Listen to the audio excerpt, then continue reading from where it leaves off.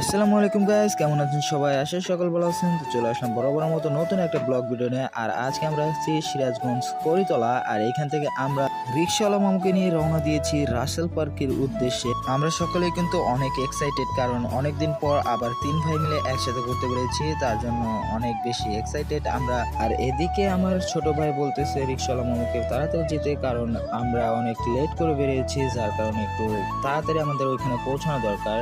আর personally আমার কিন্তু রিক্সা দিয়ে ঘুরতে অনেক ভালো লাগে, যার কারণে রিক্সা নিতে বলছি। এবং রিক্সা নিয়ে যাওয়ার একটা মজাই আলাদা, কারণ রিক্সাতে ঘোরার মতো ভাই কোনো জায়গায় ঘুরে মজা নাই।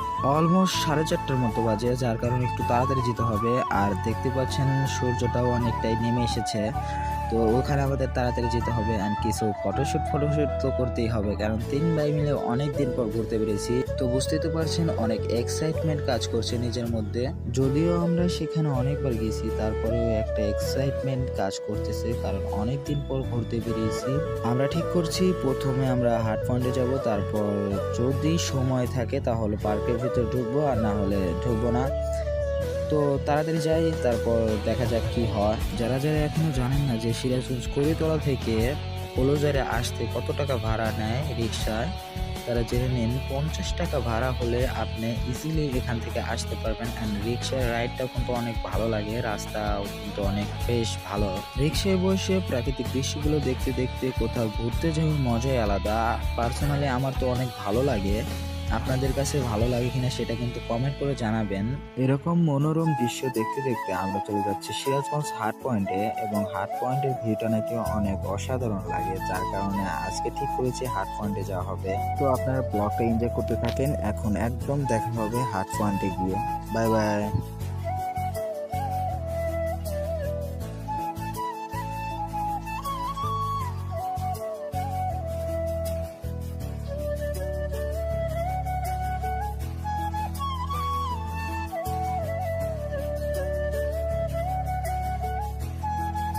তো দেখতে দেখতে আমরা চলে এসেছি, এবং রিক্সা থেকে নামার সাথে সাথে কিন্তু আমি হাঁটা শুরু করে দিয়েছি, কারণ আমি খুবই এক্সাইটেড। আর ঠিক ডান পাশের সামনে দেখতে পাচ্ছেন রাসেল পার্কের গেট, কিন্তু ওইদিকে এখন যাব না, কারণ আমরা ফার্স্টে যাবো হাট পয়েন্টে। এখন সরাসরি কথা হবে আপনাদের সাথে হাট পয়েন্টে গিয়ে। ততক্ষণের জন্য বাই বাই, দেখা হচ্ছে হাট পয়েন্টে।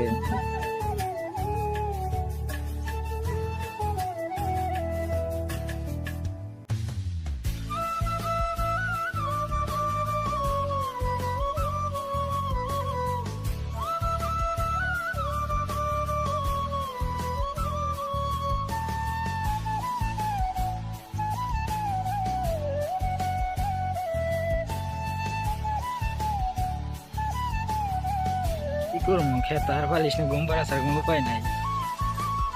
লাইফে কোনো গার্লফ্রেন্ড নাই ভাই। পিছনে জোড়া জোড়া আছে, কিন্তু আমার জন্য স্যান্ডেলেরও জোড়া আছে, আমার জোড়া নাই।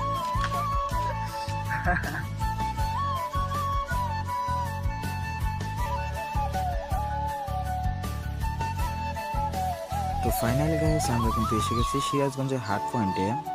আর হাট পয়েন্টের ভিউটা কিন্তু দারুণ। জানি না ক্যামেরাতে কতটুকু ভালো লাগছে, বাট রিয়েলি অনেক ভালো লাগে। কিন্তু দুঃখের বিষয়ে আমরা হাট পয়েন্টে এসেছি, এবং হাট পয়েন্টের যে আই লাভ সিরাজগঞ্জ লেখাটা আছে সেটারই ক্লিপ নিতে ভুলে গিয়েছি।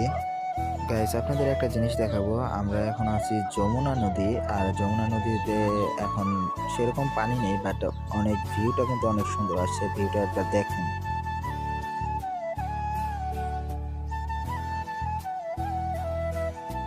তো আজকের ব্লগটা এতটুকুই, দেখা হবে নেক্সট কোনো ব্লগে। ততক্ষণ পর্যন্ত ভালো থাকবেন, সুস্থ থাকবেন। আল্লাহ হাফেজ।